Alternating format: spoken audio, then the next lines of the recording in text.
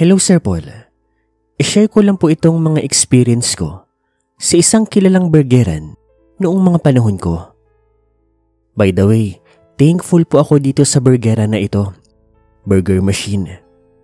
Dahil po sa inyo nakapagtapos ako ng pag-aaral at wala po akong intensyon na siraan kayo. Sadyang nangyari lang po ang mga karanasan ko noong minsan naging customer ninyo ko at noong nagtatrabaho na ako sa inyo. Nangyari po ito early 2000s po. Hindi ko nasasabihin ang eksaktong lugar. By the way, tawagin niyo po pala akong Lawrence. Hindi na ako magpapaligoy-ligoy pa. Simulan na po natin. First year college po ako nito. Dahil tipid na tipid ako noon, ang isa sa mga bumubusog po sa akin kapag kailangan ko ng pagkain ang Burger Machine nga po. Mura kasi at saka masarap. Tsaka sa pagkakaalam ko wala pang Angel's Burger niyan. Ang pinakasulit talaga na burgera noon yung Burger Machine nga. Isang gabi po noon, kauuwi ko lang noon galing sa bahay ng classmate ko. Gumawa kasi kami nito ng activity. Nakaramdam naman ako ng gutom noon. At siguradong wala naman akong aabutan ng pagkain sa bahay. Panigurado yung tatay kong lasinggero, galit, lasing, nagwawala. Habang yung nanay ko naman, malamang nagpupuputak. Malamang nakikipag-away kay tatay. Baka kasi talo sa sugal. O kaya naman lasing din kagaya ng tatay ko. Kaya minabuti ko na lang noon na kumain ako ng burger doon nga sa Burger Machine. Hetong branch po na ito, malapit po ito sa may Recto. Hindi ko nasasabihin yung eksaktong lugar. E di umorder ako ng paborito ko. 2 burger kaagad, tapos Pepsi.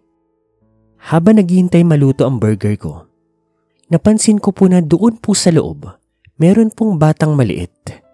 Babae po ito, 3 years old. Naisip ko kawawa. Baka siguro walang mapag-iwanan ng nanay, kaya sinama na lang po ang bata. Ang cute-cute nga po ng bata. Ngumingiti-ngiti pa ito. Mahilig pa naman ako sa bata. Gusto ko nga sanang kunin at laruin, kaso pagod din ako noong mga panahon na iyon. Maya-maya po, natapos na rin pong maluto yung burger ko. Kinain ko po doon ng isa. Tapos inom ng Pepsi. Nagbayad ako kay ate. Pagkasukli niya sa akin, inabot ko naman sa kanya yung isang burger. Ate, bigay niyo po sa anak niyo. Ang cute-cute kasi kanina pa akong iningitaan. Pero imbis na mapangiti ang babae, nagulat na lang ako dahil bigla po itong lumuha. Ate, bakit po? May problema po ba? Ipinakita niya sa akin ang ID niya. Tapos, binaliktad niya po ito. Doon sa likod, nakita ko yung larawan ng bata, yung anak niya. Tatlong buwan ang patay ang anak ko.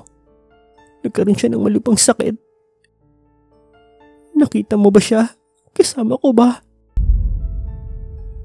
Pagbaling ko ng lingon doon sa may sulok ng looban ng Burger Machine, laking gulat ko na lamang po nang biglang nawala ang bata.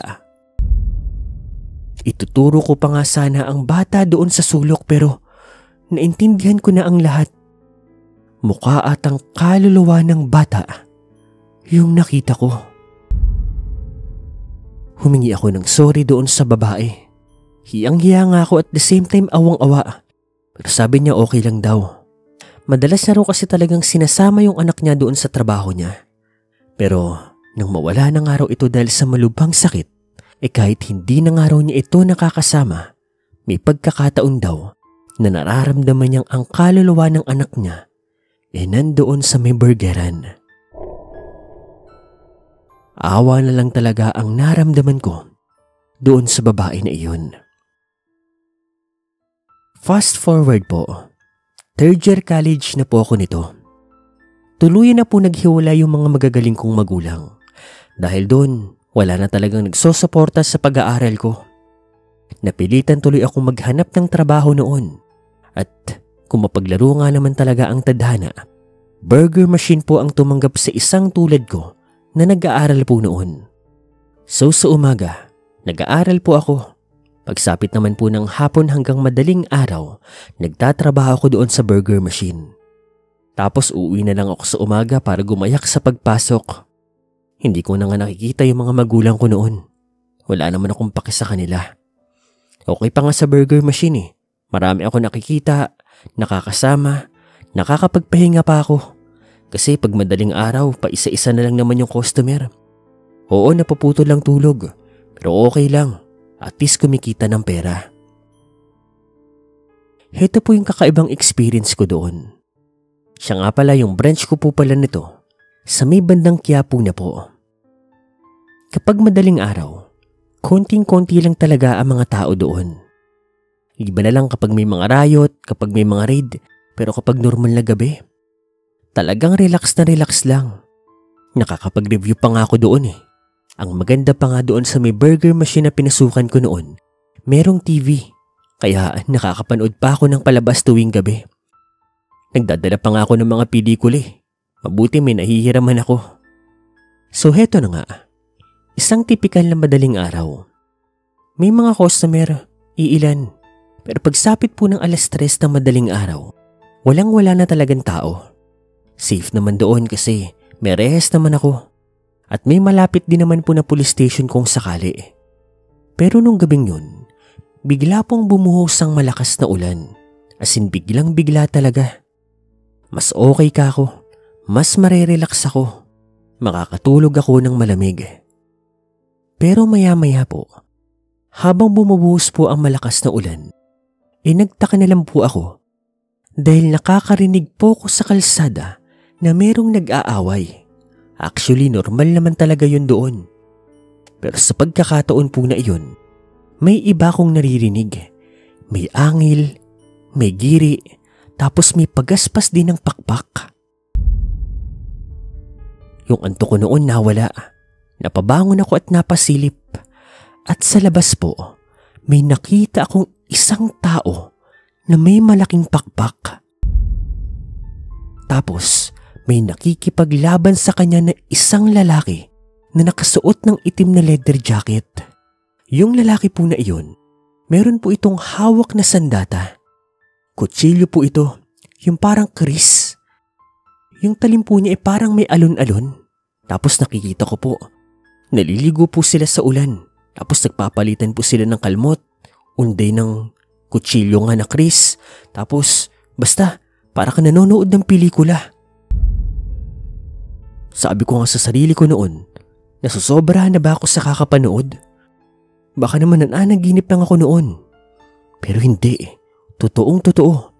Kinurot ko ang sarili ko at sinampal ko pa nga. Totoong totoo ang nasaksihan ko. Mabilis lang po yung paglalaban nila. 1 minuto o 2 minuto. Pagkatapos nun napunta sila sa bandang dulo. Doon sa may patulay, yung Manuel L. Quezon Memorial Bridge ngayon. Gusto ko pa nga sanang makita kung anong mangyayari o kung ano pang gagawin nila. Sino bang mananalo sa kanilang dalawa? Kaso hindi ko na tinangka pa. Nagtalokbong na lang ako ng kumot. Kung ano man ang nangyari sa kanilang dalawa, bahala sila sa buhay nila. Ang importante, walang nangyaring masama sa akin noon. Heto po yung last na experience ko. Actually, nagre-renter na nga lang po ako nito kasi graduate na po ako nito. May kapalitan na rin po ako at tinitrain ko po siya sa magiging trabaho niya. Tawagin na lang po nating Alice ang papalit sa akin. Babae po ito. Kagayang-kagaya ko nga siya eh. Working student din. Pero tibo po siya. Mabait naman po si Alice. Actually matapang at kalug nga rin. Graduating student na rin siya nun. So heto na nga. Isang gabi po noon, kasama ko siyang jumo-duty noon. Nanonood lang ako ng pelikula. Siya na yung pinapagawa ko sa pagluluto. Kasi nung mga panahon na iyon, nag-inventory ako. Nang maya-maya, "Kuya, tignan nyo. May... Ano ba? Tuloy mo sasabihin mo." Pagtingin ko naman sa tinuturo niya, meron po akong nakita na isang lalaki na walang ulo. Parehas kaming hindi nakapagsalita noon. Napalunok kasi yung lalaki po na iyon, dahan-dahan pong naglalakad papalapit sa amin. Hanggang sa maya-maya, tuluyan po siyang nakalapit doon sa may stante namin. At sa isang iglap, para po siyang naglaho. Kinain po ng hangin, nalusaw. Parehas kami nagkatinginan ni Alice noon. Hindi namin malaman kung ano ang nangyari. Pero ilang segundo lang po ang lumipas. Bigla po may dumating na mga customer. Mga lasing po ang mga ito. Nabase sa tinginan ko, parang mga pahinante o kargador. Marami po sila. Siguro mga 5, 6. Umorder nga sila eh. Nung time na yun, natauhan naman kami at tinulungan ko na si Alice kasi medyo marami ang order. Pero maya-maya, may binulong sa akin si Alice. Kuya, tignan mo yung isang customer natin oh. Kapareho niya yung damit nung nakita nating pugot yung ulo. Nanigas ako sa kinatatayuan ko. Yun na yun po yun. Walang pinagkaiba. Damit, pantalon. Hindi nga lang namin nakita yung mukha nung nakita namin. Bilisan mo na lang para makaalis na sila. Lumipas sa mga sandali. Binabalot na po namin yung mga order nila.